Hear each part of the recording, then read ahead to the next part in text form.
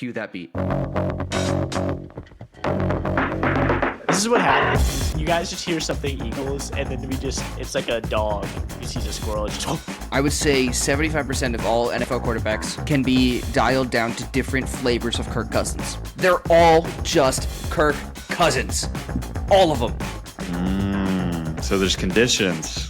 No, I absolutely understand do not draft list. If someone's on my do not draft list, I'm not drafting him.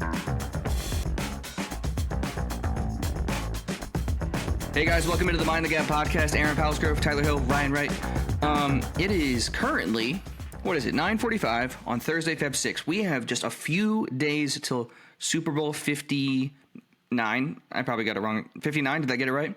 Got it right this time. It's hard to, it's so stupid, dude. I hate, the NBA Finals is just the NBA Finals. The World Series is just the World Series. Just call it the Super Bowl and call it, Anyways, we're going to talk about what we want to see from each of these teams, if they're going to win, what we expect to see on the MVP podium, who's going to get the trophy, etc. But first, while we're recording, the NFL honors, some award ceremony is happening right now, and all the NFL awards are getting handed out. Jayden Daniels just won Offensive Rookie of the Year. Defensive Rookie of the Year has not been named yet. MVP is to be named, as is Walter Payton, Man of the Year. Assistant Coach of the Year has been named. So has, Offensive Player of the Year, Defensive Player of the Year? And that's what we're at? We're missing a few? Yep. So let's talk about the ones that we can see. And then as they roll in, we'll react to the ones that we haven't seen yet. Jayden Daniels wins Offensive Rookie of the Year. I feel like that was one of the most clear-cut awards we've seen in recent memory. Yeah? I would agree with that. Do we need to dive heavily into this, or do we all agree that Jayden Daniels... I mean, the stats speak for themselves. So Jayden Daniels had 49 first-place votes. Do you want to guess who had the other first-place vote? Malik Neighbors? No. I was going to say Brian Thomas Jr. No, Brian Thomas Jr. was actually fourth. Who had the other first place? So the only other first-place vote was Brock Bowers. Okay, that's fair. Yeah. That's fair. Behind Brock Bowers was Bo Nix, Brian Thomas, and then Malik Neighbors. I should have said Nix. That was dumb. So the fact that Nix is third on that list is absolutely crazy, but we can move on. Bucky Irving's behind Neighbors. That's a good... Yeah, Bucky played great to end the season, but Jayden had the best rookie season we've ever seen. By far. Absolutely. That was pretty clear cut. He did have one second place vote. So whoever voted Brock Bowers gave Jayden Daniels the second place vote. It's probably freaking Mark Davis, the Raiders. The owners can't vote, but somehow he probably got his hands on a ballot. Do you think Tom Brady can vote as a member of the media? I don't know if he can with his contract. Yeah, well, now that he's minority owner, I would think not, because he already had... I would think that he wouldn't be in a booth either. Well, but they already gave him stipulations, like he can't do meetings and stuff like that. So I feel like voting on awards would fall under that. So other awards we've seen, Assistant Coach of the Year is Ben Johnson for the Detroit Lions. You know what? Let's just get to it. I absolutely disagree. That is an absurd award to hand out to Ben Johnson and not Vic Fangio. It should have been Vic Fangio. There is one statistic that is all that needs to be said. This year, the Eagles were, I believe, second in points allowed per game. Right behind the Chargers at 17.8. Chargers at 17.7. Eagles 17.8 points allowed per game. 303 total points through 17 games. Yards per game. The Eagles were, I believe, top 10 with 104. Right ahead of the Houston Texans, who have one of the best defenses in the NFL, and everyone agrees about that. Last season, crazy what happens when you hire Vic Fangio over Matt Patricia and Sean Desai. Eagles, last season, 25.2 points per game, which, by the way, 30th out of 32 teams. The Eagles went from 30th to 2nd in points allowed per game with, like, 3 different personnel, Cooper DeJean, Quinion Mitchell, Zach Bond, and the defensive coordinator change. Granted, Zach Bond, Defensive Player of the Year candidate, Cooper DeJean and Quinion Mitchell, both Defensive Rookie of the Year candidate, but Vic Fangio is the straw that stirs the drink. There is no doing what is happening in Philadelphia without him. He is one of the 5 pieces that the Eagles would not have made the Super Bowl if you take it out. There is a few pieces with this Eagles team that if you just remove them from the system, they don't make the Super Bowl. Jeff Stoutland, take him out, the Eagles don't make the Super Bowl. I don't think Howie Roseman counts for this because he put this team together. Vic Fangio, you remove him, they don't make it. I think if you take Zach Bond in the season he's had, they don't make it. Jalen Carter would be another one because he completely eliminated a lot for the Eagles. And the last is Saquon Barkley, because of course it is.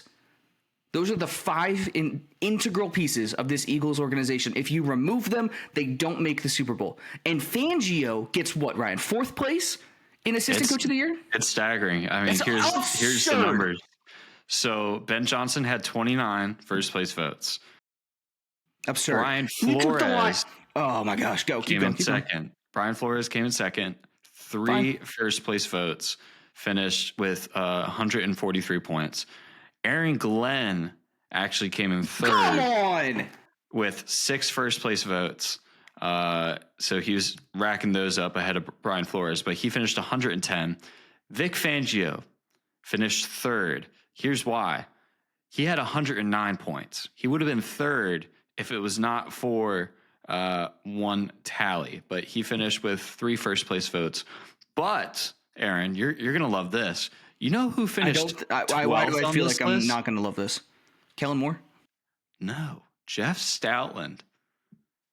12th on the list, finally getting some recognition, but he did have first place vote. That needs to be the last recognition he ever gets because someone will take him away from us and he needs to remain hidden on the Eagles behind his offensive line. I don't think he ever will leave. I don't think so either, but I desperately need him to stay. That said, this year, the Detroit Lions, phenomenal season. Incredible, right?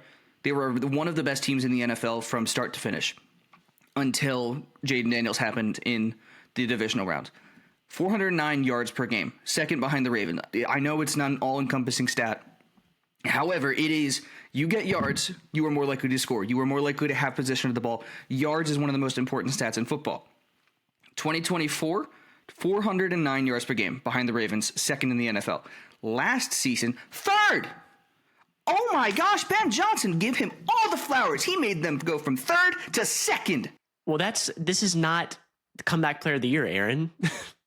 It's not based on what you did last year. It's assistant coach of this year. Great. Congrats. I never said he didn't deserve the award, but I'm saying you did. Over Fangio. Over Fangio. Ben Johnson does not deserve it over Fangio. If you remove Fangio from the equation, give it to Johnson. Fine. Allow me to remedy my statement. Apologies. That said, there is a very clear reason why Fangio should have gotten it over Ben Johnson, and it is because of the step, the leap, the astronomical jump that the Eagles took from 23 to 24, from getting eliminated in the first round to making the Super Bowl. You had Saquon Barkley to the offense, and Kellen Moore to the offense. The defense is what changed. The Eagles were one of the best defensive teams in the league. And Fangio was the difference. Crazy what happens when you hire somebody intelligent to do Matt Patricia's job. This felt so defensive rookie of the year, Jared Verse.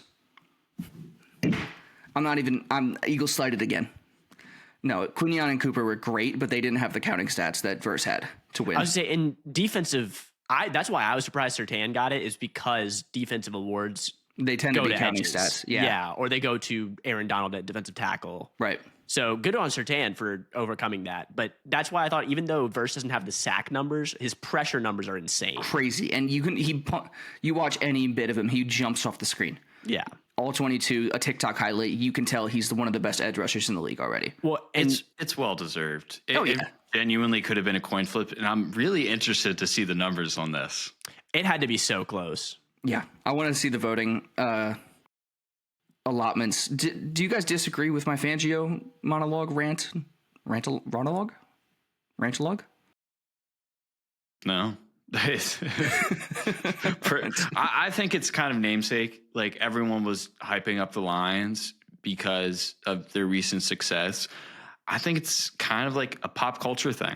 I think people were bandwagoning the trend of, since the Lions have been bad for so long, let's put them under a microscope.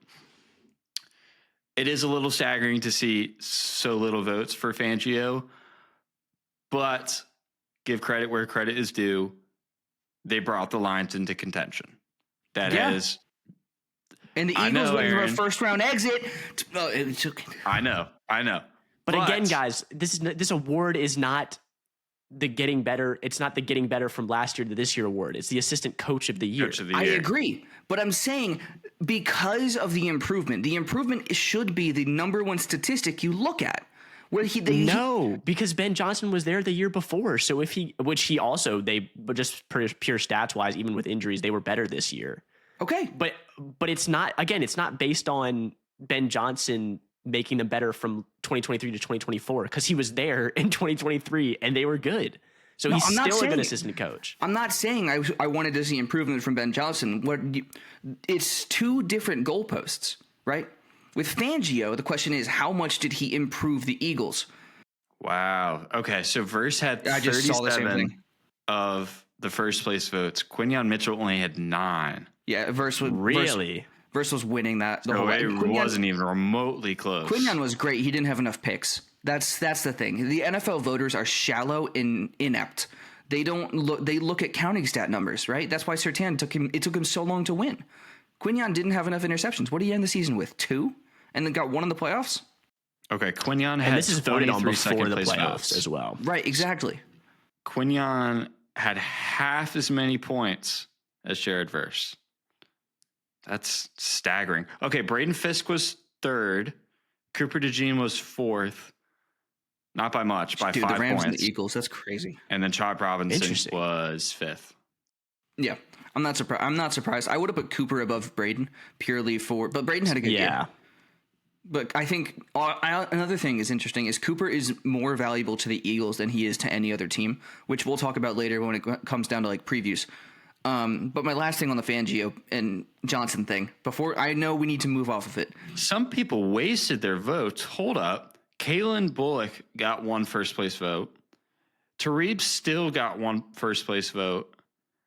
And Mike Sainris still got 1 first place vote. Hey, man. That was the name. I wonder. Listen, Quinyon didn't win. I wonder who voted for him. Tyler, was it you? It was me. No, unfortunately, I don't have a vote. But dude, honestly, okay. All joking aside, like he shouldn't have gotten a first place vote. He should have been in the conversation to get votes, though. Agreed. I think he should have been like if someone's like, yeah, I think he was the 3rd best rookie in the class. I'm like, that's a very respectable take. Yeah, first place is crazy though.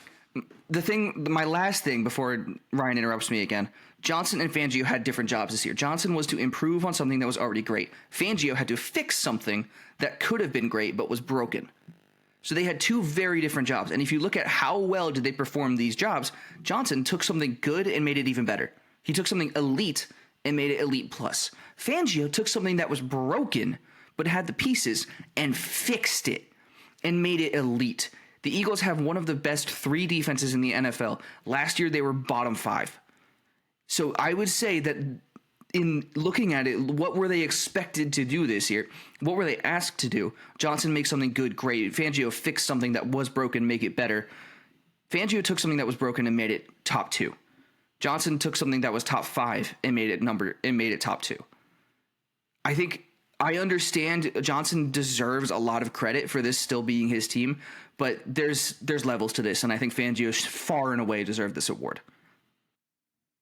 Well, we got other guys that did deserve the award. I mean, you want to talk about Saquon, Aaron? I feel like this one's a given. If he hits 2,000 yards, he's in the conversation for MVP because he didn't. He wins Offensive Player of the Year. Like to me, this is the same. He wins offensive. For those who didn't know, Saquon won Offensive Player of the Year. Jaden Daniels is Offensive Rookie of the Year. I feel like they're at the same level. We knew it was happening. We knew it was coming. Yeah. So Saquon had double the votes than Lamar Jackson and Jamar Chase. Chase is the big one. Lamar's probably going to win. Lamar's probably going to win MVP. First place votes. Lamar only had 12 first place votes here. I've seen Josh Allen skyrocket for the pick for MVP. Man, that would just suck. I think if I'm him, I don't want it. Called it actually. If I'm him, I don't want it. Congrats, you lost to Mahomes again. Do you want the MVP trophy now? Like again, yeah. Like it's a great consolation prize. Congrats, you had your best year of. Can you imagine saying to someone, "Yeah, you had the best year of your life. You are engaged to Haley Steinfeld. You led this team to the playoffs, and you won the MVP, and it still wasn't enough. It will never be enough. You can be the MVP of this league, and you can still not beat Patrick Mahomes. I don't want it. It's become a participation trophy. What, the MVP? The MVP. I think if you're on the that. field for 18 games, dude, you're or 17 games with a bye. Yeah. I hate how it's become a QB driven award, because the last time a running back has led the league like this, that's unheard of. The MVP. I'm going to keep my mouth shut on that. The MVP is handed out to the best quarterback on one of the best 3 teams in the conference. And at that point, you narrow it down to a field of 6, right? So you say you are on one of the best 3 teams in your conference, whether that be AFC or NFC. So in that conversation, it would be Jared Goff, Jalen Hurts, maybe Jaden Daniels, if you want to call like the Commanders the 3rd best team in the NFC, because the NFC was really weird this year. Maybe Matt Stafford if you think the Rams were the 3rd best team. But either way, it's Jalen Hurts, Jared Goff. And then AFC, it's who were the 3 best teams in the AFC this year? It was the Ravens, the Bills, and the Chiefs. And so then you narrow down. Okay, great. There are 5 quarterbacks, and you eliminate Goff and Hurts. They're not going to win. You eliminate Mahomes. He didn't have this statistical season he needed to win. So now you're looking at Lamar and Josh. That's what you have to have. You have to be one of the best 3 teams in your conference. Record, points, wins, overall vibe. You have to be up there. And you have to be a quarterback to be considered. And then it comes down to statistical profile and who had the better season. So of the Josh or Lamar, I don't know if Josh deserves to win. And we'll actually know who gets it in half an hour? It was like 10 minutes between 2 awards. We'll find out later. But Tyler, your thoughts on MVP? Because I've been talking a lot. It's the most valuable player, and the most valuable player on the field when it's a good quarterback is the quarterback. And so just by the nature of the award, like it's going to go to a quarterback unless there is a insane skill player season paired with a down QB season. So it kind of just is what it is. And honestly, that's where I think offensive player of the year is a great award to have alongside it, so that we can honor seasons like Saquon's, Derrick Henry when he's had his years, Cooper Kupp with the Triple Crown. Honestly, guys, I'm a little surprised that Jamar Chase he should have been second. Didn't steal some votes and make it closer than it was with the Triple Crown season. But that's what offensive player of the year is for, and MVP is for the most valuable player, which is just inevitably, again, unless there are massive injuries, it's going to be a quarterback. Right. You know what this means, though, about Jamar Chase? In like 3 to 5 years, he's going to be declining and get traded away from his favorite team. And from it, it just happens to Triple Crown winners. Yep. Man, it's brutal. Well, what do you want to cover next? AP defensive or comeback have? Oh, yeah, Joe Burrow, comeback player of the year. Ryan, you talked about this, I think, before we got on air. You talked about Bryce Young. Yeah, so my buddy Josh Graham over in North Carolina, he made a funny remark saying, Joe Burrow comes back from a hurt wrist, comes back the same player we knew he was, an elite quarterback. And he makes the argument that maybe we should have thought about Bryce Young more because of the resurgence he had. By definition, I think that is a comeback player. But the voting says otherwise. Joe Burrow had 31 first-place votes. He had 370 total votes. J.K. Dobbins came in second place with 195. People like to give it to guys who just got injured, and Dobbins had a good year, so I don't disagree. I don't blame that. Sam Darnold was third at 102. Okay, and this is what I want to nitpick. Damar Hamlin was fourth with 86. Again? I'm so sick and tired of this Damar Hamlin crap. It needs to end. I know the NFL wants to push an agenda. I'm not for it. I will publicly state that on this podcast. You can edit it out for all I care, Aaron. but it's so much work to edit stuff out. I'm just gonna let this leave it. Let this Perfect. go. Let it ride. But 5th and 6th and 7th were Christian Gonzalez, Tim Patrick, and Aaron Rodgers. That's crazy. I mean, Aaron. So the award for comeback of the player of the year tends to be you had a season-ending injury, and you came back and played elite football. Next year, I'd put it down $100 right now. Aiden Hutchinson wins comeback player of the year. If he doesn't win, I'm 100% taking that bet. Yeah. If he doesn't win defensive player of the year, Hutch wins comeback player of the year. He was, I got to be honest, he was a lock to win defensive player of the year before he got. Could he hurt. win both? No, I don't think so.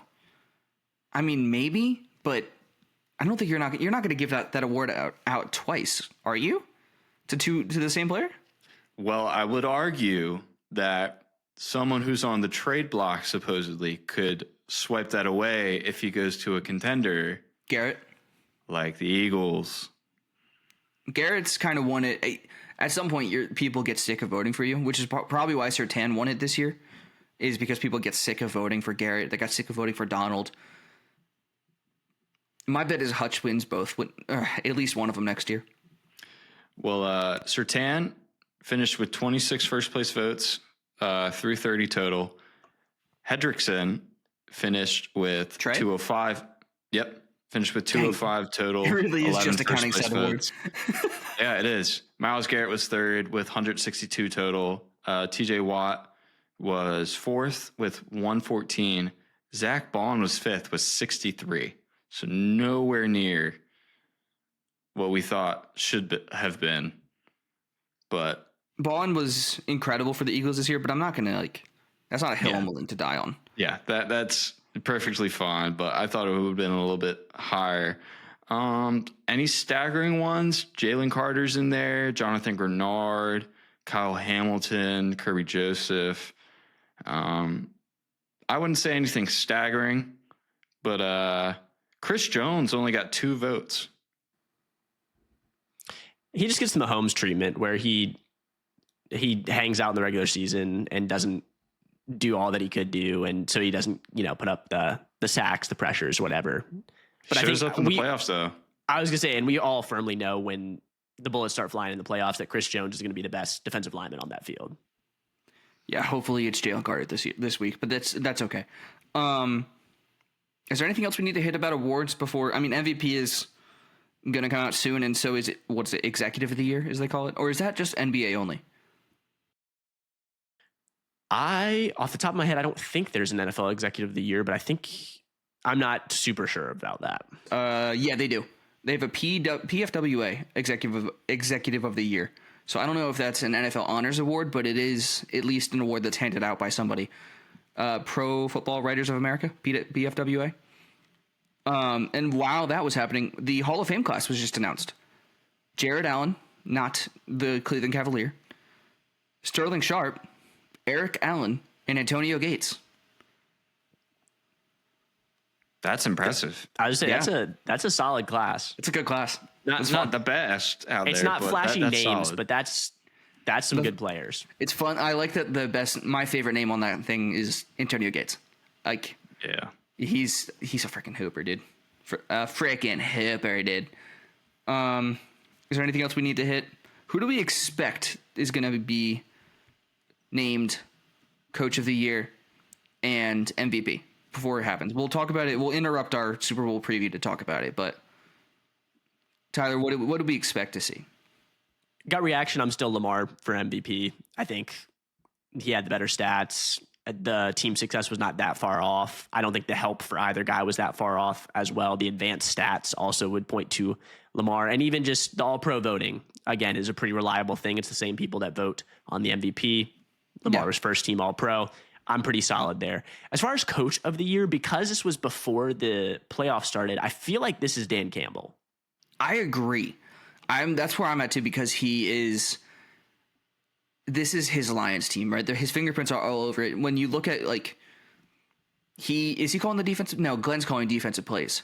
So he is a CEO coach who I think gets more credit for being a head coach than anybody in the NFL for good reason, right? From 1 to 53, every guy on this roster has bought into Dan Campbell's philosophy. to his philosophy and not Ben Johnson's, not Aaron Glenn's. It is, we're going to bite their kneecaps off, right? And that's how they play. And he has coached a really good game. He calls the plays when they need to be called. He calls timeouts when they need to be called. He keeps it aggressive. He deserves it if he's to win it. Yeah, I would agree with that. I'm leaning towards Josh Allen is going to be called the MVP, but I think that's the wrong pick. I think Lamar should be the MVP, and I would be upset to see Josh win it. But again, like we kind of hinted at before, it's not always going to work out that way. It's just how the world works nowadays. I think the league needs some major revision in multiple areas, but Roger Goodell won't sign off on anything that doesn't benefit himself. So that being said, Aaron, Tyler, we got a Super Bowl coming up. We do. I'm going to hit Coach of the Year and MVP real quick because I do like talking. My MVP, I want Lamar to win it because I think he had the better season and he was on all my fantasy teams. And so I'm partial to that. And I don't want Josh to be like, I can't, that narrative I was talking about earlier where you won everything, it still wasn't enough for Mahomes. I can't do it. I can't watch Josh Allen go down like that. So, and my Coach of the Year, I think Campbell could win it. I honestly don't have enough of a say or enough of a take to rip it off. I will say there is something interesting. Eli Manning didn't make the Hall of Fame, which means he is not a first ballot Hall of Famer. Do we agree with this? Yeah, dude, you shouldn't have been a first ballot Hall of Famer. Is this even a discussion? Honestly, I thought the discussion was whether he would be a Hall of Famer. I agree. That's a fun debate. I don't think anyone thinks he should have been first team. Maybe? Question mark? I don't know. So who was it that tweeted that out? Was it Do we think Eli Manning got carried in his career? No, I don't think carried in his career. That's too general of a statement. I do think he won them the Super Bowl twice. Like that was him. He had two great games when it mattered. I will say this is an interesting list from Schefter just now. First time eligibles for the Hall of Fame next season, 2026. You ready for this? There's a lot of names. Right. Larry Fitzgerald, Drew Brees, Phillip Rivers, Jason Witten, Frank Gore, Julian Edelman, Marquise Pouncey, LaShawn McCoy, Greg Olson. I'm going to skip over a few names. Des Bryant, Steven Kotzkowski, Geno Atkins, Mike Pouncey, Todd Gurley. So Eli's not getting in next year either. He's not getting in next year either. I think how many is there? Half of those names get in. Four a year? Is it 4 a year or is it 4 or 5? Is there a specific limit? I think it can vary, but I was gonna say because I'm pretty sure you have to hit a certain threshold of votes. Got it. It's not like we only have these spots per year. I will say they need to be more selective about who does and who does not get into the Hall of Fame personally, but half the names that you just listed, I would absolutely make first ballot Hall of Famers. First ballot? I think there are. I would say let's go through it. Aaron, go down the names and then we'll just gut check. No argument. Gut check. Yes, no. I'm going to skip the first two because you're both going to agree with me. Larry Fitzgerald, Drew Brees, first ballot Hall of Famers for sure. Okay. Yeah. Now we get to Phillip Rivers. I think he waits a year. I don't think he's first in. Ballot. Interesting. Because I would say he gets in, but not first ballot. Okay. We'll get to that later. Jason Witten. Waits 2 years. At least 2. I think not. I think first. Greg Olson's better than Jason Witten. I think I would put Greg Olson's on that list too. Though Witten had a lot more production. Right, he did. I also think recency bias would put Olson a little more in our peripheral than Witten. Like Olson's more in front of us, which probably helps his case. I'd rather put Witten in over Rivers. Rivers to me always felt like an empty stats guy. Frank Gore. In first ballot. Ooh. Second ballot. That's a tough one, man. You could coin flip that, but I think he's first ballot. Okay. Yeah. Man, he played 20 years, not 20, actually 20, but like a lot of years. I think of it as, are you going to be telling your kids about this man? Frank Gore is one of those guys that I will be telling my kids about. I don't think is Adrian Peterson. Like, and I'm just one of those guys. I'm getting out of check here. It's just gut check. I need to just let him rip. Here we go. I think this is my favorite on the list for gut check. Julian Edelman. No. No, not Hall of Famer or not first ballot. I If think he makes it, it would be think due neither. to lack of other candidates. I think he's a Hall of Famer, but I don't think he should make it first ballot because that's giving him too much credit for Tom Brady's successes. Marquise Pouncey. Gets in, not first ballot. Agreed. LaShawn Agreed. McCoy. No. Not a Hall of Famer? I'd have to go back and look, but gut check, no. I'd like to say there's a part of me that just cried because you said that.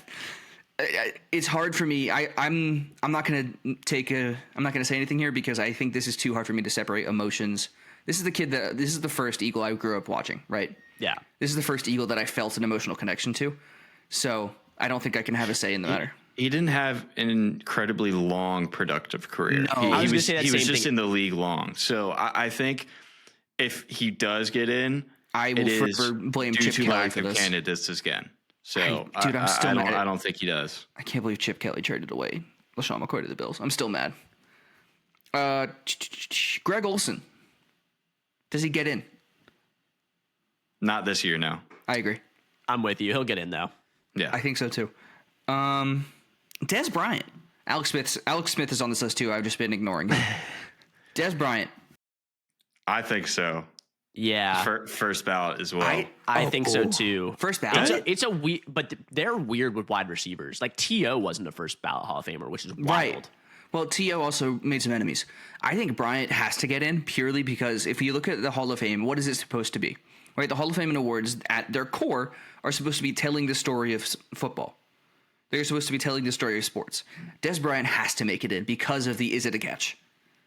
He has to be in the Hall of Fame. Des Bryant's the only receiver that I can vividly remember being double coverage every single game. Really? Can you name another one? Being double covered the entire game? Julio Jones. Terrell Owens. Megatron. Not all the time. Gut check. We spend too much time on this. Steven Gostkowski.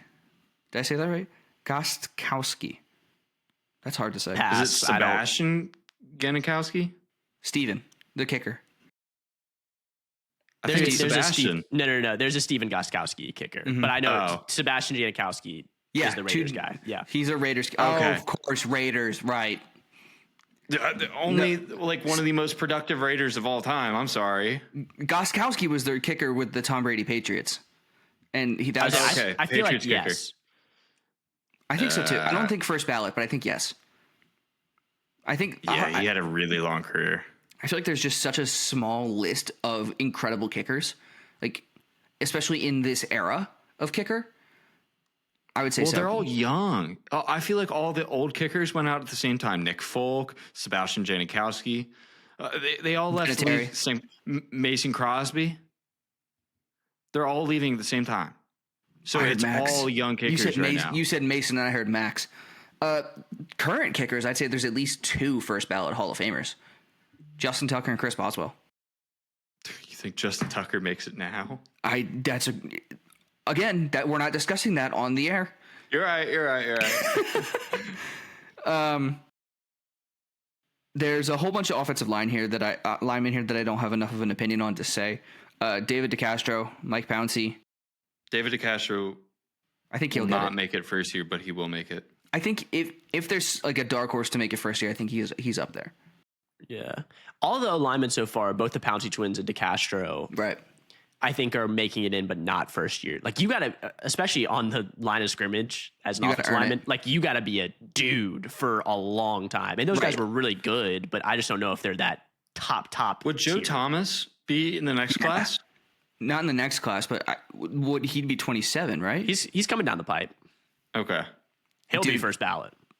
So will Jason Kelsey will be too, which I'm excited for sure. Yeah, we need some offensive linemen in there. Yeah, I think Kelsey, I feel like he's just been on a Hall of Fame campaign since he retired, accidentally.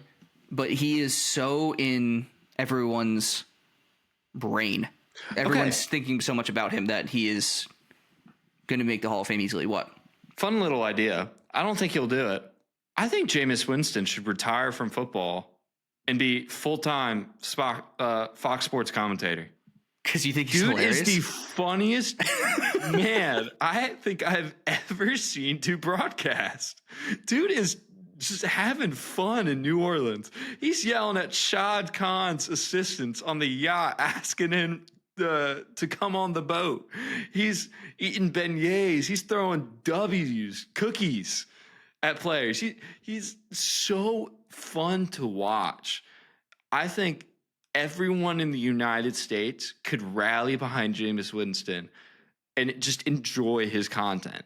I think Jameis is one of those few universally liked football players. I think there's a short list of where everybody, like, your approval rating is at 100. I think Jameis is up there. Yeah. Anyways, one more name that I want to get to before we move on to Super Bowl. Crazy. Todd Gurley. Right? I don't think he makes it. The Hall of Fame? Time flies. I don't think he makes it. Gut check, I think he's in. I'll have to go back because the way I see him is he has the LaShawn McCoy case, but better, right, where it's a really short prime, but his was better than McCoy's. Well, I think, but it also might have been shorter. Pulling myself out of much shorter. McCoy. I think he retired before he was like 28 or something. Yeah, and he did not play long at all. Right. The last thing we remember about Gurley is he just disappeared when the world needed the most, like the Avatar. Bo Jackson is Bo Jackson in the NFL Hall of Fame? I don't know. I believe so. I think he is. I'm going to Google that. I think Bo Jackson has a gold jacket. He has to, right? And there's the Royals Hall of Fame. Sorry to be doing research, but I just thought so he is not in the Pro Football Hall of Fame. Or wait. What? Sorry, the AI thing for Bo Jackson apparently is... Bo Jackson is not going to make the Hall of Fame. Yeah, I don't think he's in the Pro Football Hall of Fame from the research I'm doing right now. And if he's not, then I actually think Todd Gurley probably won't. Because that's it. They're the similar careers where really, really high peaks, but just didn't play for very long. My counter to that is Bo Jackson was a one-time Pro Bowler, right? He didn't have that many accolades. Todd Gurley, 2017 Offensive Player of the Year, 2015 Offensive Rookie of the Year, and 2015 Offensive Rookie of the Year, 2017 Offensive Player of the Year, 2-time All-Pro, 3-time Pro Bowl, played on 3 different teams, and had an incredible... His highs were outlandishly high, 1,300 yards in 2017 with the Rams, and 1,300 yards with 13 touchdowns, 17 touchdowns 2018 with the Rams, and then he falls off a cliff. I'd That's say fair. I think if we're going to look at it that way, Gurley does deserve it more than Jackson, which is a crazy statement to say. But then if you look at it like versus Shady McCoy, Gurley versus McCoy, 6-time Pro Bowl, 2-time All-Pro, 2-time Super Bowl champion, and Hall of Fame All-2010s team. He played a lot more seasons than Gurley. His highs, 1,600 yards in Philadelphia in 2013, a season before he got traded. 300 rushes, 1,600 yards for 9 touchdowns, 17 touchdowns with Philly in 2011 for Shady. And then 2020, Kansas City, Super Bowl. Or 2019, Kansas City, Super Bowl. And then 2020, Tampa Bay, Super Bowl. He ran 10 times for 31 yards in that 2020 season, but he does have 2 rings. So I'd say of the 3 running backs we just discussed, I think McCoy does earn it more. His rings are kind of pseudo rings. He didn't do much in those Super Bowls, but he still earned them. He had them. And he had a longer peak. I'm looking at his stat reference page now. Yeah. He had a longer peak than I gave him credit for. Right. He had 1,000 years between the years of 2010 and 2017. So that's 7 straight seasons of just 2 times going under 1,000 yards. And that's because he didn't play enough games.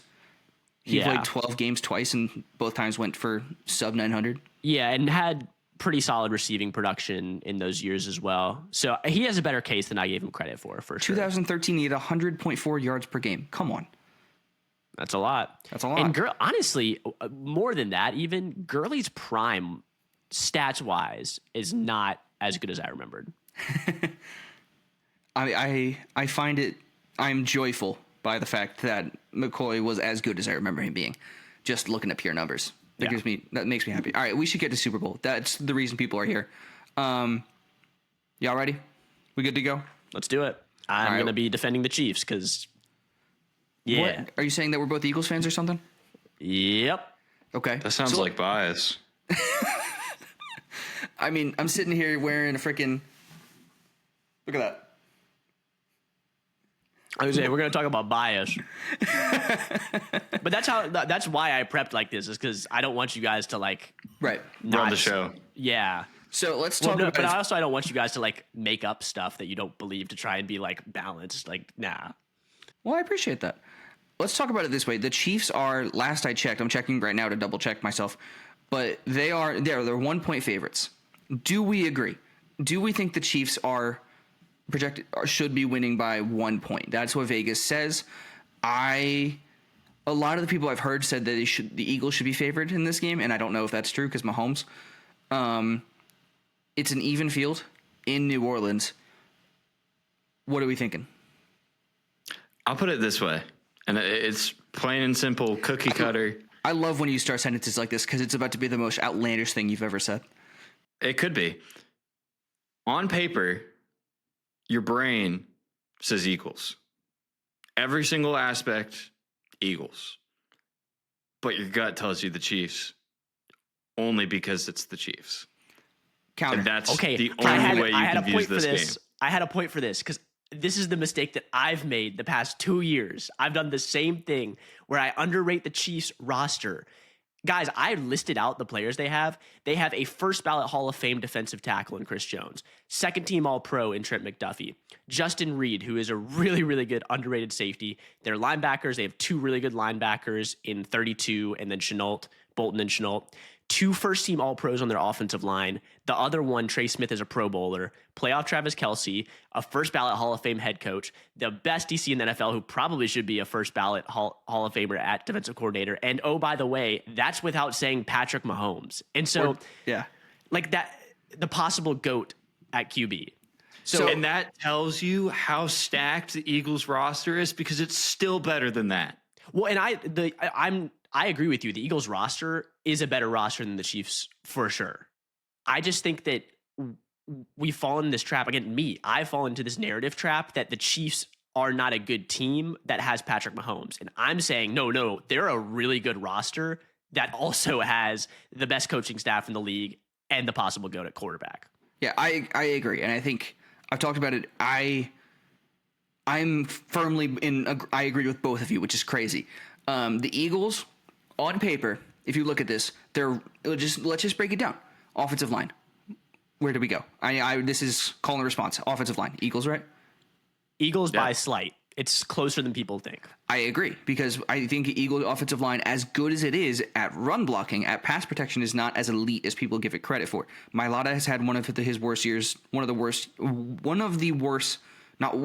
worst years of his career. Losing Jason Kelce does hurt. Juergens and Dickerson aren't as strong as Kelce was last year.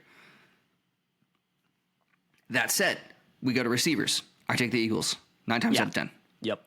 Tight ends, I think it's a toss-up because Goddard is playing the best football of his life right now. Like unabashedly, he's the second best rack threat on this Eagles team. Kelce down here.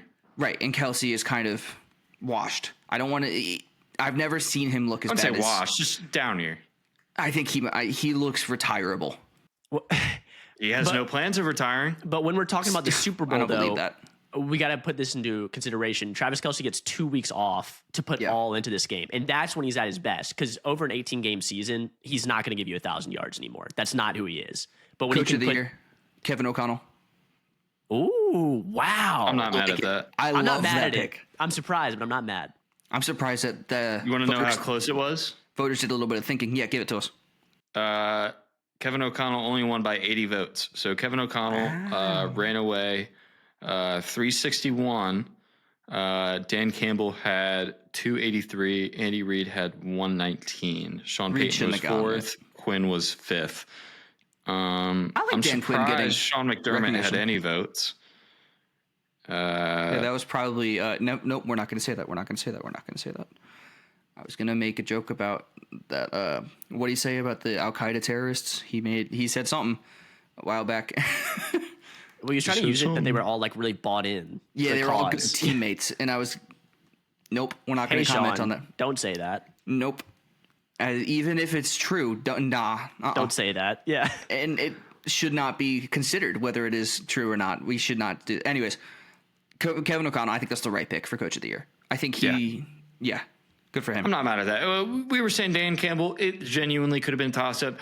You could argue both ways. I wouldn't be mad at either. Kevin O'Connell actually arguably revitalized this Vikings team because we thought they were going in the other direction. Brought back Sam Darnold, had a career year, and they still have J.J. McCarthy. Agreed. I think he did great. Back to the Super Bowl. If we look at this, so receivers, Eagles, we were on tight ends. I think a wash because also Noah Gray is really underrated at tight end. He does a lot of good things. So Grant Calcaterra, I wouldn't call him underrated, but I would say he is someone who can once a game do something you're like, oh, that was cool, and then that's it. Solid tight end too. Yeah. Yeah, exactly. Running back, Eagles. What? It's not even close. Yep. Quarterback, clearly the Chiefs. Yep. Jalen Hurts, I think, has fallen from in the top 10 conversations to now he's in the 8 to 12 range. And I don't think that's particularly hot of a take. Defense. Interior defensive line. It's Eagles. Chiefs, but not by much.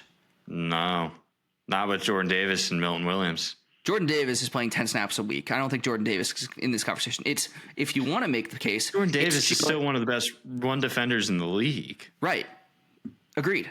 Because he's a situational guy. But yes, he is outperforming the Chiefs D-line. No, he's not. Mike Dana is not all you're chalking him up to be. I'm not talking. Chris Jones, in and of himself, makes this conversation for the Chiefs, and I would have him. I would put Jalen Carter neck and neck with Chris Jones. Let me finish a sentence. Not if you're going to spit out blasphemy. It's not blasphemy. If you look at it, this is the way the offensive lines shake out. Ready? Chris Jones, Jalen Carter, Milton Williams, right here, yeah? And then Eagles depth. But because Chris Jones is so much higher up and so much more talented than anybody the Eagles have, Carter's getting there. He's still young.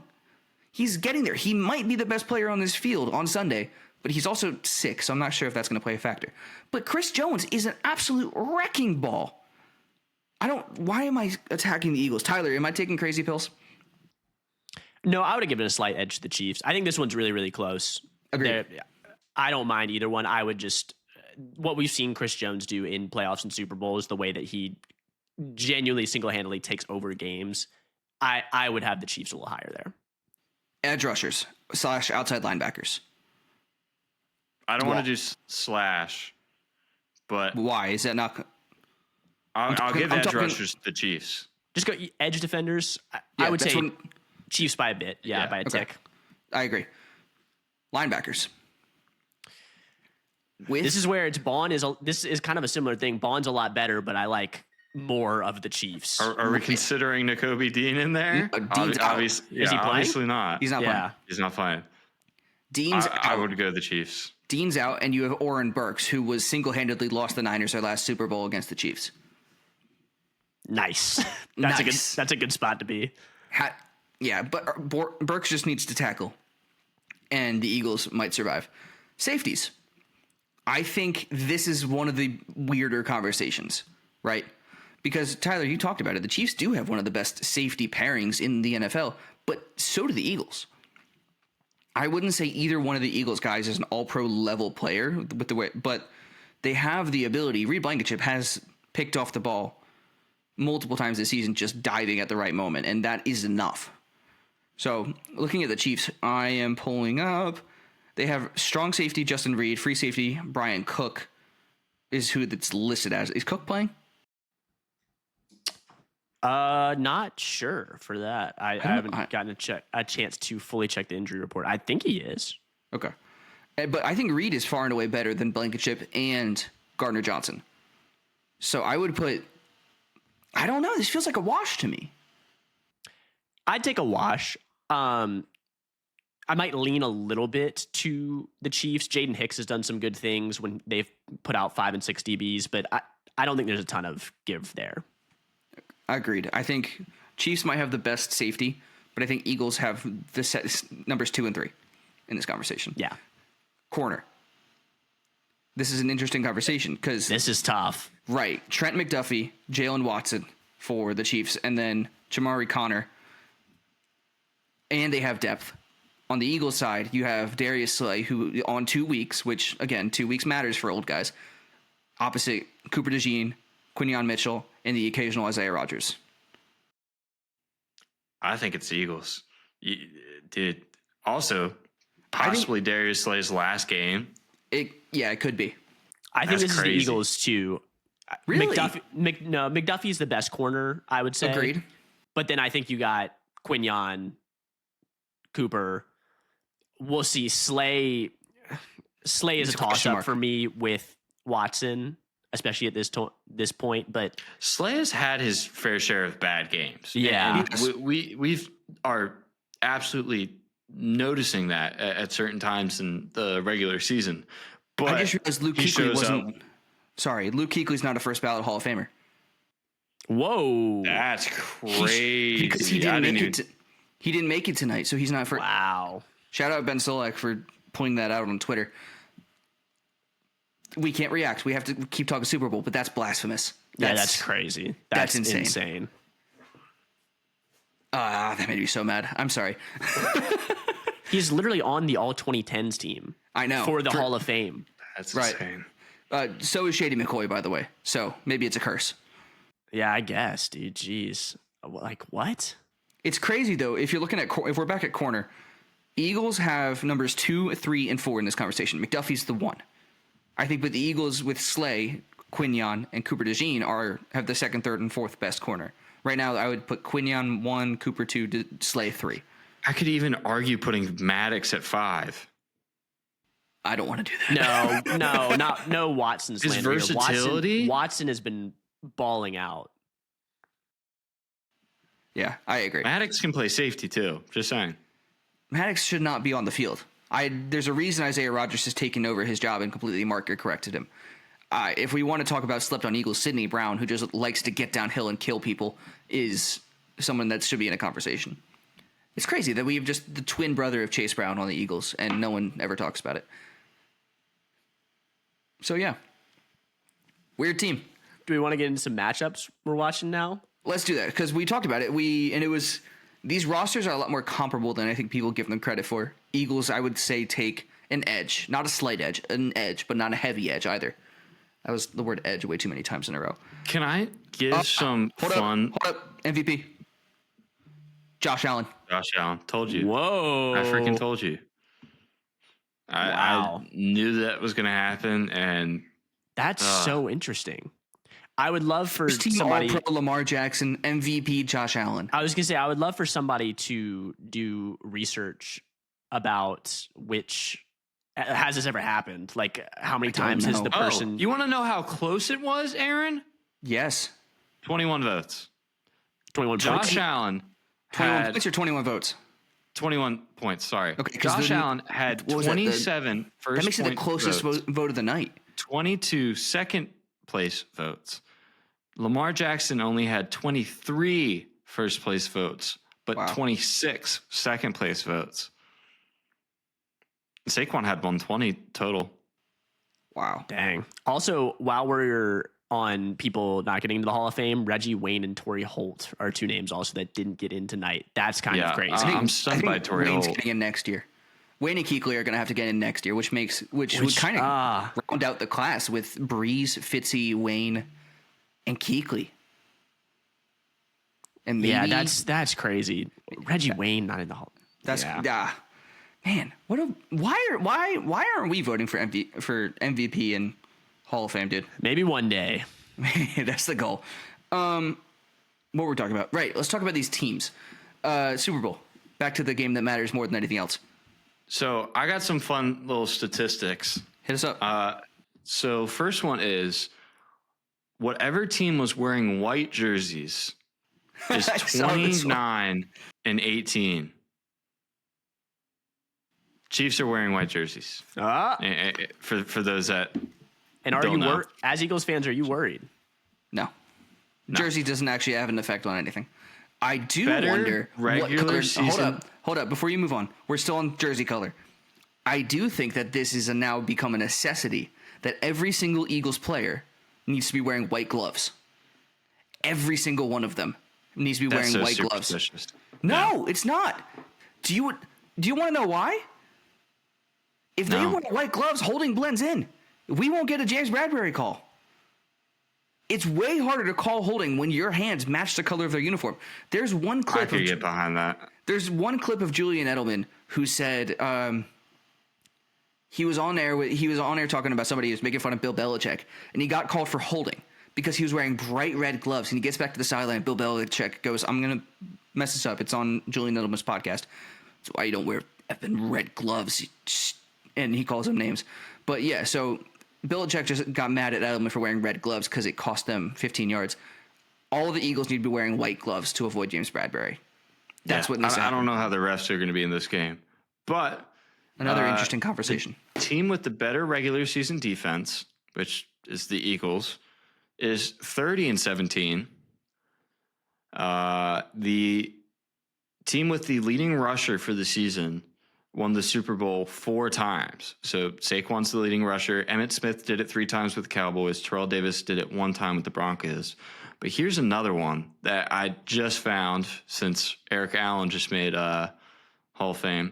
The last time that the Eagles had a DB inducted into the Hall of Fame before the Super Bowl, they won.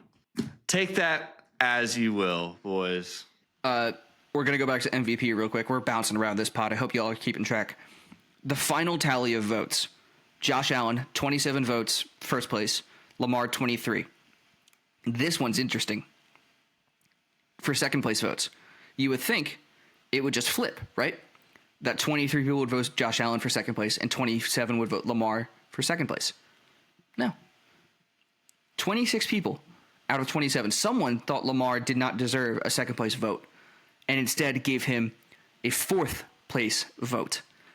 Someone thought Josh Allen should not have gotten second in MVP and gave him a third place vote for MVP. There are 2 voters who disagreed with the rest of everybody and said Josh Allen and Lamar are not in my top 2 of MVP. Which will be made public. Yeah, exactly. That's what I'm saying. That's crazy to me. That's so stupid, dude. I wonder if, do you think Saquon got any votes? Because he was nominated. Yeah, I told you. He got 120. He had 1 second place vote. He had 25 third place votes, 19 fourth, and 2 fifth. Well, I guess that answers my question. But yes, whoever voted Lamar fourth place should never be allowed to vote again. No, they should revoke his privileges. All of them. Even his privileges of breathing. That's a joke. It's a joke. 100%. Tyler, do you think jerseys matter in this game? Are you a superstitious fella? Nope. Not mattering to me. Ball's going to be played on the field. And that I'm really excited for. Yeah. Let's talk ball. What this Eagles team is offensively. Let's talk Eagles offense, Chiefs defense, and then we'll flip it. The Eagles offensively are good at running the football. You have Saquon Barkley. And when they need to, they've demonstrated the ability to maybe sometimes pass the ball. Jalen Hurts was incredible last week against the Commanders, or I guess that's 2 weeks ago against the Commanders. A.J. Brown, electric. And A.J. Brown reads books on the sidelines now. So what does this Eagles team need to do to attack the Chiefs? Tyler, what do you think the Chiefs defense needs to do to attack the Eagles?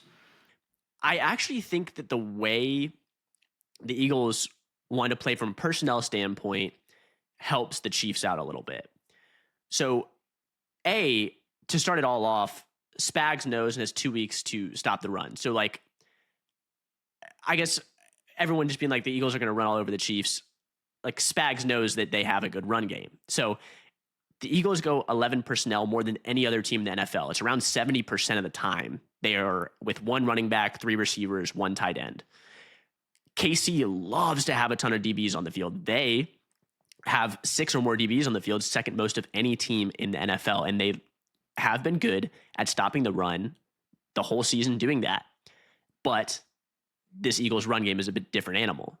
So the matchup I'm watching here is, can the Chiefs light box the Eagles, which means if there's 6 blockers in the box for the Eagles, the Chiefs only keep 6 guys, or if there's 5 blockers, they keep 5, et cetera, et cetera. Can they do that and still stop the run? Because if they are able to keep those DBs on the field and make stuff hard for Jalen Hurts in the passing game, that's the game plan. And that's why I think first down is the biggest down of the matchup between the Chiefs defense and the Eagles offense. If the Eagles can just get 5 yards a pop and stay out of passing downs, they're going to be fine. They're going to go on long drives, and that's what they've done all year. But if it gets to the point where Jalen Hurts has to drop back on 3rd and 8 consistently, that's not where you want to be. We've talked about it, but that's especially not where you want to be against Steve Spagnuolo and the secondary of the Chiefs. So that's where I'm watching. Those are some of the matchup things that I'm looking at from this Eagles offense going up against the Chiefs defense. Yeah, I think you're right. You're completely correct. First down matters more than any other down. 1st and 4th, right? They're the most important downs on both sides of the ball. But specifically for the Eagles, because first down, if you can get 6-7 yards with Saquon, everything opens up. If they hold you to 2 to 3, your offense becomes very different and it becomes very much a Jalen Hurts-esque game. Who, I got to be honest, I have no idea what to expect from him. I couldn't tell you, because I feel like his ceiling is last Super Bowl. Last time he played against Mahomes, it was one of the single best quarterback performances we've seen in many years. We've also seen him play against the Bucs. Hurts has the most... I think he is the most impactful player on this game who has the highest discrepancy between his ceiling and his floor. We know Saquon's going to be incredible. If the Eagles lose, it's not going to be Saquon's fault, right? Darius Slay might be a real struggle for the Eagles, but we kind of expect that going in. If Jalen Hurts could be the best player on the field, or he could be the reason the Eagles lose, and I don't think it's unpleasant to me to not know what we're going to expect from him. Ryan, you're shaking your head. I don't think that's going to be either the case, as in best on the field or the reason they lose. I'm looking at specifically for the Eagles offense, Mixon and Cook in their playoff games. So Mixon went 18 for 88, averaging 4.9, 1 touchdown, 13 long. What does that tell you instantly? No big plays.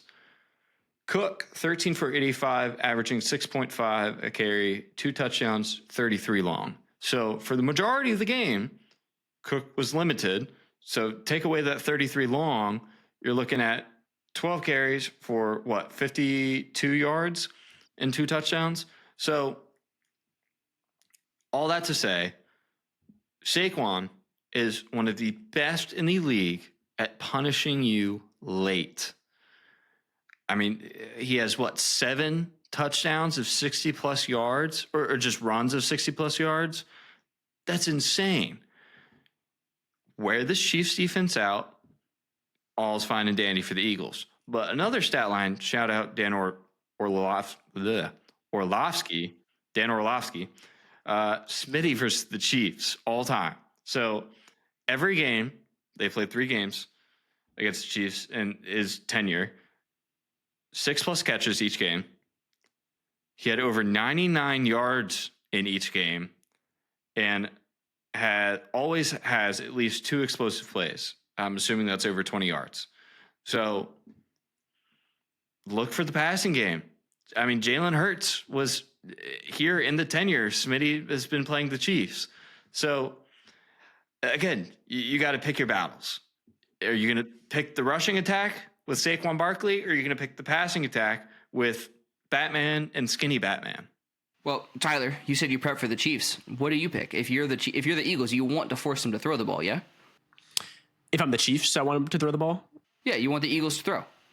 Oh, yeah. Well, and that's not even if we make the Eagles throw, then they can't win because they have 2 really good receivers and a good tight end. And Hurts at this point is not making a ton of mistakes. But it's just, if you don't stop the run, we probably know you're going to lose, right? And so it is picking your poison in that way. Yeah, I agree. Also, I would like to say Lamar Jackson was named the Pro Football Writers Association MVP, but he did not win the AP Associated Press MVP. Josh Allen did, and that's the one that the NFL goes on. So that's kind of crazy. And I have been deep diving on Wikipedia.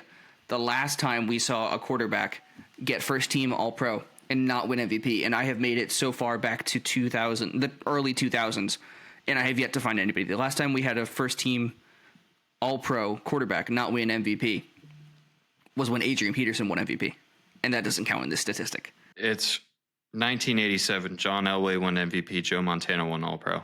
Really? It's all the way back there? Yep. Oh my goodness. This is... Sorry we're interrupting your Super Bowl content with voting, but man, this has been one of the strangest award sessions I've ever seen. Jaguars, Eric Armstead, NFL Walter Payton Man of the Year. Ooh, so we got a list of the 50 voters. So later, who is it? do you want all 50? No, just give me the ones who didn't have Lamar or Josh in the top two. Oh, we won't know for a little bit. So back to the Super Bowl. If you're the Eagles, you clearly want to run the ball and then occasionally break off a big pass play, right? You want to get your guys moving in space. You want to do the thing you've been doing all year. I don't think that's that big of a question. Eagles, you want to play your football, your brand. Chiefs, offensively. Eagles, defensively. The Eagles are playing Vic Fangio defense. It is, we are going to force you to dink and dunk and take away your explosives. The Chiefs, over the last 3 to 4 years, have been saying, we're not going to play explosive. We're going to dink and dunk the whole game. How does one go up against the other? What are we expecting to see here? Is it just whoever makes the big play? I don't know, dude. My gut wants to say it's going to come down to the last possession. But I also, in my head, I know very well the Eagles could run away with this game. Well, when we're looking at the Chiefs offense, I think you said it really well, Aaron. What they do just honestly meshes really well with what Fangio wants. So what's going to give? These are the two of the best coaches we have in the game right now. Andy Reid, Vic Fangio. I want to give them credit. These are the guys that are at the top of their profession right now. Ryan. Fun stat. Also, I remember this off the top of my head. I don't think Vic Fangio has ever won a game against Patrick Mahomes. No, but that's also completely that I would say you're right, which I think is an interesting statistic. But I also think that is weirdly lopsided because of how much time he spent with the Broncos. Yes. With the bad Broncos, the Vic Fangio-led Broncos. And Dolphins, I think, a few. Oh, yeah, he would have been the Dolphins' DC during that Frozen Bowl game. Yeah. Tyler, you were saying? Sorry. Well, no, you're good. Because Fangio wants to limit explosives. Reid and Mahomes are, at this point, okay just being efficient. They have the 49% success rate as an offense. That's third highest in the league. They're good just getting chunks of 5, chunks of 6, and staying efficient going on long drives. They also are really good after the catch, man. This was a number that really stood out to me. 5th highest YAC EPA per catch. The Chiefs? So, yes, the Chiefs. Wow. Okay, I didn't know we that. dog on their weapons all the time. But what they're really good at, they don't have some dominant X receiver or a guy that's going to be a number 1 receiver, but they got guys, if you do get the ball in their hands, Hollywood Brown now, Xavier Worthy we saw in that last game. Even Juju has always been good with the ball in his hands and running after the catch. Question in the back. Yes, does Mr. yards after the catch include penalties? It does not. No, this is just raw yards after the catch. We can go over the penalty stats. I was just asking if if that was like an inflated stat from Chiefs penalties, but sorry, Dude, continue. Chiefs are 21st in the NFL in pass interference called against them. I'm already there. We've been on. People lit us up on TikTok for this conversation. I do think that let's get right into it. All right, let's do it. The Chiefs officiating, the way that they are officiated. It's not different than any other team. It just feels like it is because we're all watching for it. Right? I will say, if it ends the same way the last Super Bowl ended Chiefs Eagles, there will be rioting. I mean, Aaron, but if he holds there will him, be rioting. My counter is James Bradbury did hold him. It was a holding. Whether you agree with it or not, there will be rioting. Do you not agree with it?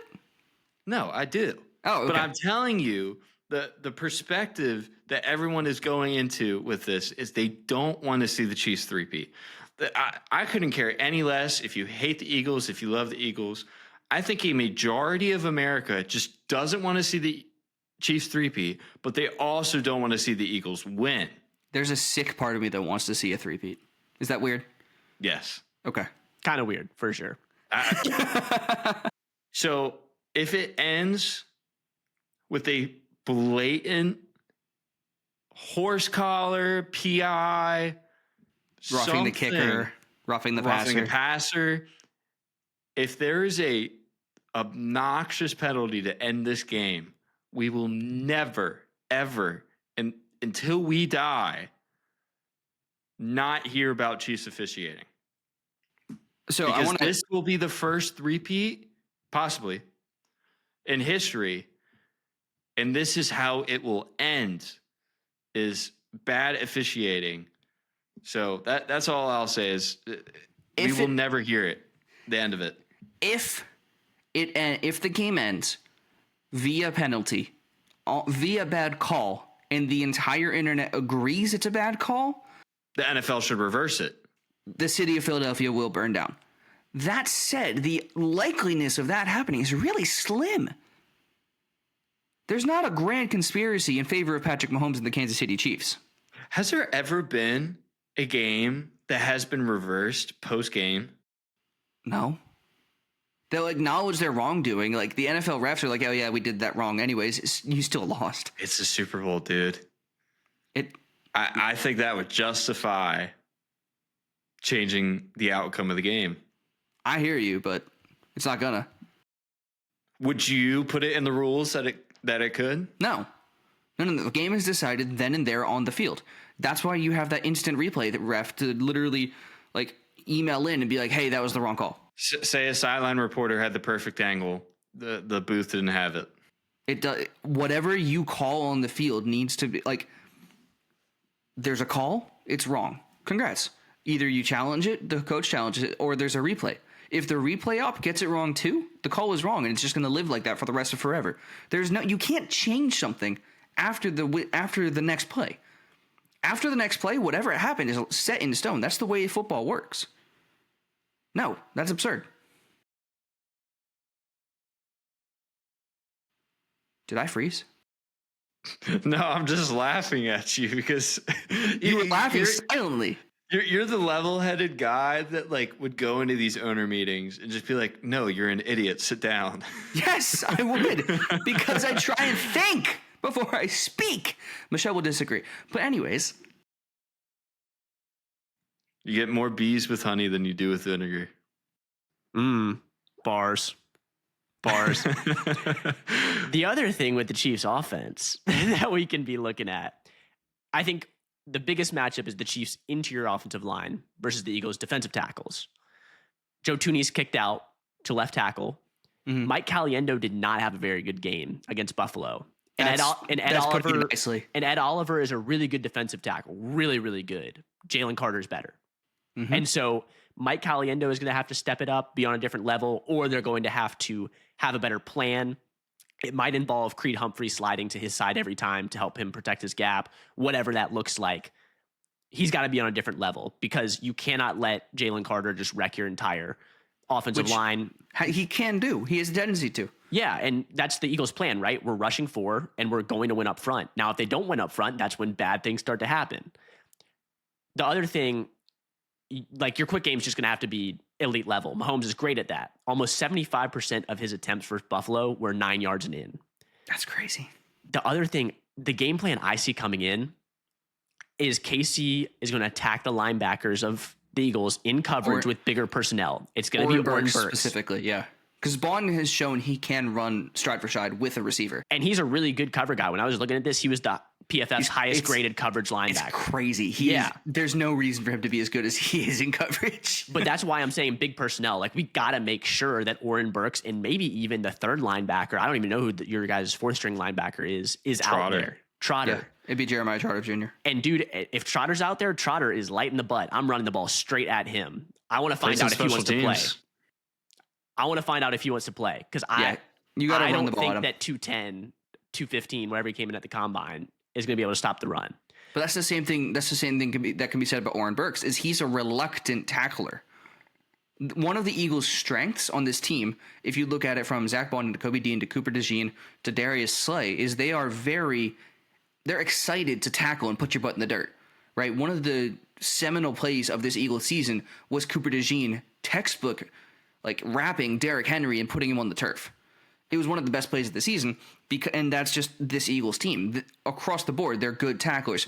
Oren Burks is the exception. With Dean out, he is a weakness because he doesn't either he's reluctant to or bad at tackling. And this is right up Casey's wheelhouse. Again, this is what they want to do. They had the second most 12 personnel snaps all regular season. They are very comfortable getting Noah Gray out there with Travis Kelce, whether it is those bigger sets or honestly, they'll run spread sets, but just with two tight ends and be able to motion guys in and get good run looks. So that's where I see it happening. Cause I also want to push back a little bit. I think DeJean's a really good tackler. Honestly, I don't think Slay really wants it that much. That's fair. You're right. He's older. If I'm getting Pacheco out there on the edge, and even Quinyon Mitchell is like a fine tackler, but if I get a one-on-one with Darius Slay or Quinyon Mitchell in the run game, I feel really good. So that's fair. I used the wrong names. It's Blankenship and CJ Gardner-Johnson love to tackle. Yeah, totally. They are very physical. CJ Gardner-Johnson, apart even from him being a Florida Gator, is just one of my favorite players to watch right now in the NFL. Like he is a dude out there, fun to watch. But the other reason is, okay, either way, I think this works. Either we're putting three linebackers out there because we have the 12 personnel and I got guys to attack there. Or if you want to stay in nickel and be light against this set, again, I'm running at Slay and I'm running at Mitchell. And I'm saying a lot like Buffalo did in last game, I want your corners to tackle. They are amazing cover guys. That's why they were up for the awards they were with Mitchell. Right. But dude, like he wants to cover. He does not want to tackle Pacheco 5 times a game. Yeah, I agree. I think as the Chiefs, you have to realize you may not be a run-heavy team, but if you want to win this game, you kind of have to be. You have to turn yourself into a run-heavy scheme. Ryan? I think they're going to want to, but they're not going to have much success on the ground. Kareem Hunt and Pacheco, it's been serviceable. It's been a tantalizing duo that has worked for them thus far, but I don't think they've gone up against a defense like the Eagles yet. And that's saying something because they just played the Texans and the Bills, right? Defensive lines. So it's hard, dude, but I don't think Kareem Hunt is going to have breakaway speed getting away from Nolan Smith and Josh Sweat. I don't. Or Zach Bond nonetheless. But I really want to get into like predictions and Super Bowl MVPs because I think I'm ready for this game. Let's get into it. Well, last one. I have one more thing that I wanted to hit because Fangio is very, very good as a teacher. I like so much of what he's done. Are you going to say he struggles as a play caller? No. Okay, because I've heard that. He's got to have tricks up his sleeve. He wants to stay simple. There was a great clip. You guys can check it out. It was Mike Golick Jr. and somebody else. I think it was Steve Palazzo had Bryce Young on their show. And Bryce Young talked about how both of these defenses are amazing in unique ways. And when he talked about the Eagles, he said, man, they are so talented. They execute so well because they're simple. They have very few things they do, but they just do them very, very well because they know where to be and they have a lot of talent. They know how to tackle, they know how to pass off routes. That's the essentials of defense. Right. Whereas the Chiefs, obviously, way more complex. We get into the blitz stuff, the creepers, the simulated pressures, whatever. That's not good against Patrick Mahomes, though, right? You cannot give Mahomes the same look every time. He eats that up, even with good talent, right? He's just gotten to that point where his brain's a computer. He figures it out, and he's able to exploit the defense in the ways that need to be done. And again, with the Chiefs being a team on offense that already wants to do a lot of that, we talked about with the short passing game, the run game, et cetera, et cetera. I won't go back over all of that. I'm just wondering, hey, Vic, you got 2 weeks to get in the lab. Like, what can you bring out? Right. What pressure can you get Cooper DeJean flying off the edge at Patrick Mahomes? When can you get Zach Bond to fake Mahomes out and drop into coverage instead of being on the rush like he expected him to? He has the personnel to do crazy stuff because of how versatile Bond, DeJean, Gardner-Johnson. I almost said Burks. I can't do that. He does have versatile personnel, right? at a bunch of positions, he has to utilize it. One of the best plays we saw from, I think it was I don't even remember what game it was, but it was when Spags brought out this nasty little blitz from the corner to just destroy Josh Allen on the last play of the game. It was a pressure that he had never seen before at the worst possible moment, and that's the kind of thing Fangio has to come ready with. Because it doesn't have to be him completely changing his scheme, and it shouldn't be. But it's just having little wrinkles so that it's not this repeatedly cover 6 over and over again. Three plays. Exactly. He has to have 3 plays locked and loaded, ready to go for opportune moments. If he only uses 2 of them, great. I would hold him for the end of the game in the event that it is close. I don't want to show all my cards too early. That's what I'm saying. You have 3 plays, 3 to 5 plays that you're saying, these are my Mahomes beaters. These are what I can do to break his brain, or at least slow him down enough to get Carter in his face. You have to have 3 to 5 of those plays that the defense has not played ever before, or once or twice this season. They're not going to have seen on film, that you can pull out at the last possible minute to win this game. Let's get to awards and predictions. If the Eagles win this game, who wins MVP? I think it's really tight. I do too, but I think I have one that neither of you do. Have at it. Brandon Graham. MVP? I think the game is going to be so close. I know I've been talking up the Eagles so much, but I think the game's going to be so close. It comes down to the final play or two. Brandon Graham, strip sack. So he is going to play, right? He's listed as healthy. My counter is Nolan Smith. I think Smith has earned that spot on the edge, at least for this game. And if there is a sleeper for Defensive Player of the Year, I have two candidates. 2.5. Cooper DeJean is my half candidate because maybe I think that'd be fun. He's not going to get it. The other candidate is Nolan Smith, who I think could really, if his speed up against a relatively beaten, like they're an injured Chiefs front. Okay, hold up. Let me reset this. Jawan Taylor on the right side, right? What is he known for? This is a question open for the room. False starts. Thank you. Getting a quick jump or on the lining off. Right. Why does he do that? Weird too. Why does he do that? Because he's a slow get off. He does not jump back as quickly as he wants to or needs to protect Mahomes. So he jumps early, which ends up being false starts or illegal procedure. He lines up too far back. What is Nolan Smith best at? What is his number one calling card? He will beat you with speed. Beat you with speed off the edge. Get off, right? Smith there's a real chance that he can come out the gate and really, really hurt Jawan Taylor by getting to Patrick Mahomes. I think Smith's strengths go up beautifully for the Eagles against Jawan Taylor's weaknesses. So he's one of my sleepers for MVP. The other is Milton Williams for the Eagles. I think Milton Williams has had a $15 million a year kind of season, right? Again, alongside Jalen Carter. He's been incredible. Eagles are, I hope they re-sign him, dude. They need to. But he's been really, really good this year. And I think there's a chance that he could also be disruptive enough to get up there and hit Mahomes. Not hurt. We never wish injury on anybody. My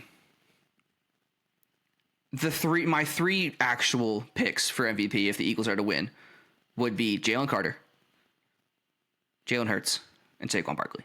Why do you get 3? I only gave you 1. Oh, okay, then Saquon Barkley. Barkley. Come on, man. I was going to say. My bad. But they're 3 different games, 3 very different game plans. Jalen Carter wins if there's a Brandon Graham-esque strip sack at the end of the game. Jalen Hurts wins if it's a shootout. Saquon Barkley wins if the Eagles win by 15. There are 3 very different games, and I think it just depends on who plays well because quarterback is the most important position in football. Saquon Barkley is the best player on the Eagles, and Jalen Carter has been absolutely disruptive this season. So I think, fine, I'll pick Saquon because it's Saquon Barkley and it's his birthday, and people are going to say it's the birthday boy. You got to give it to him.